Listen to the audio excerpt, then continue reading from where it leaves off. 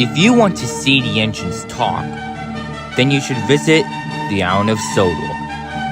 It's a place where engines and road vehicles can talk. Let's set friendship in motion.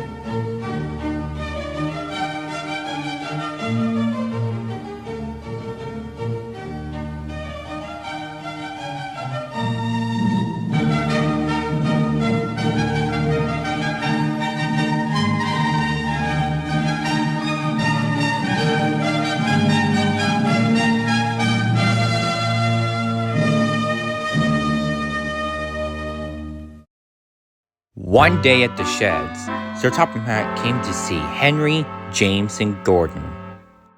I shall be placing a weight limit on a viaduct for a while.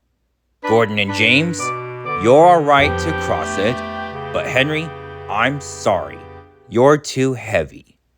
Henry was sad. I understand you have to be away from the main line, said Sir Topham Hatt. So why don't you help Duck on his branch line?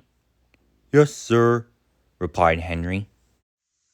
He was still sad when he arrived at Duck's branch line. Why don't I take you to see Donald and Douglas? Said Duck. This cheered Henry up a bit. He had met the Scottish twins before. So the two engines went down the line to see them. When they arrived at the shed, Duck introduced them to Henry. But to Henry's surprise, they were laughing. Oh dear, not another green engine, said Donald cheekily. First you, then Percy, and now him. Why can't Sir Topham Hatt paint engines in a proper color? Added Douglas. Like us, for instance. Henry hissed steam indignantly. Let me tell you, he began. All right, you two, laughed Duck. Go to work, or the passengers will complain. So Donald and Douglas, unabashed, went out of his shed. Henry was still crossed by their rudeness. You just don't have to take them seriously, explained Duck. They can be cheeky sometimes, but they're not bad engines.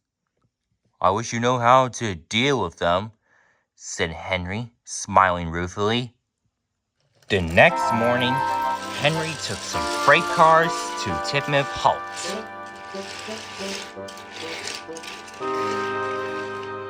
Down the line, Terence the tractor was carrying a load of milk, butter, and eggs to a nearby bakery.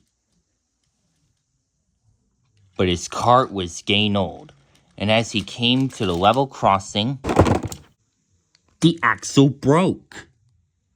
Sam the farmer came to see the problem. If we don't move, he said, that milk will be turned to butter soon. He went to the signal box to find a telephone for help when... It's Henry, gasped Terence. It was. Henry wasn't going too fast. But when he saw the cart, he applied the brakes. Sam managed to free Terence from his cart and moved him away as quickly as he could. But it was too late for Henry. He hit the cart with a loud crash. Wood, eggs, butter, and milk flew into the air and landed all over Henry. Ugh, he groaned. But when everything was settled, they all laughed. What a way to make an omelet. It's not funny, snapped Henry. We're sorry, Henry, replied his driver. We'll clean you up in the shed. They did, but when Donald and Douglas saw Henry, they both laughed at the sight. Henry was now doubting Duck's words about them not being bad.